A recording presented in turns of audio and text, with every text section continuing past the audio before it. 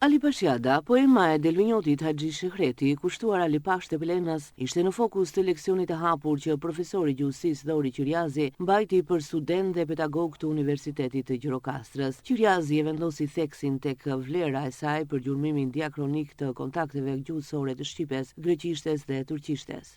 Haxhi Shehreti për mua, dhe jo vetëm për mua, po e për kolegët e tjerë, historianë, gjuhëtarët e tjerë, përbën një, le ta themi, thesar, një pasuri shumë të madhe për historinë e shqiptarëve dhe jo vetëm shqiptarëve, për historinë e shqiptarëve të grekëve, për historinë e Ballkanit. Tash unë si gjuhëtar e smoj më tepër nga ana gjuhësore. Historianët kanë punën e vet, mund të gjejnë fakte historike dhe të tjera.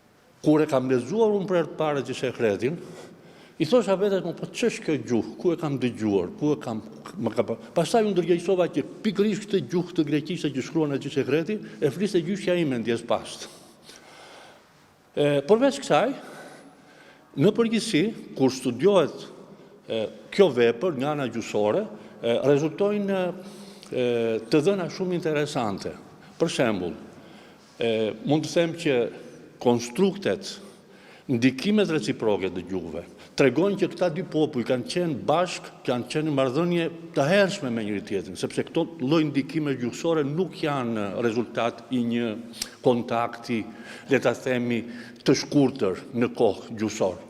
Përveç kësaj, e admirojmë gjithashtu sepse aty gjejmë frymën e kohës, gjejmë gjuhën e kohës, gjejmë për shembull një numër të madh turqizmash, do me thënë element të turqisht në gjuhën greke, po dhe në gjuhën shqipe, të cilat përdoreshin sepse gjuha turke ka qenë gjuhë e perëndorisë osmane, gjuhë e administratës.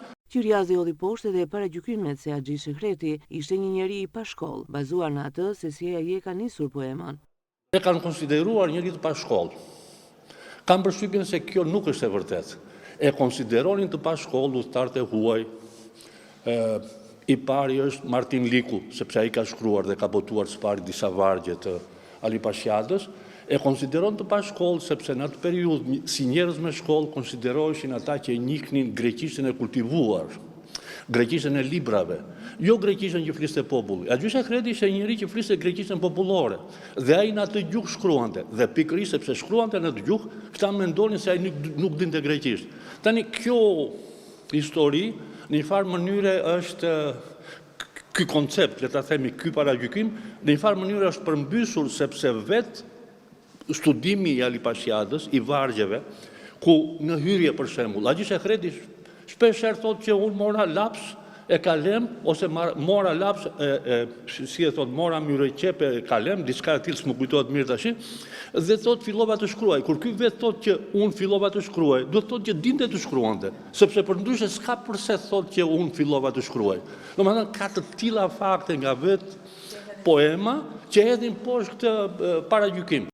Me mundësinë që i jep projekti i ri, Qyrjazi dëshiron të ribotojë Ali Pashiadën e bashkëqytetarit të vet të plotë bazuar edhe në doshkrimet e gjetura që mund të japin informacion të panjohur deri më sot.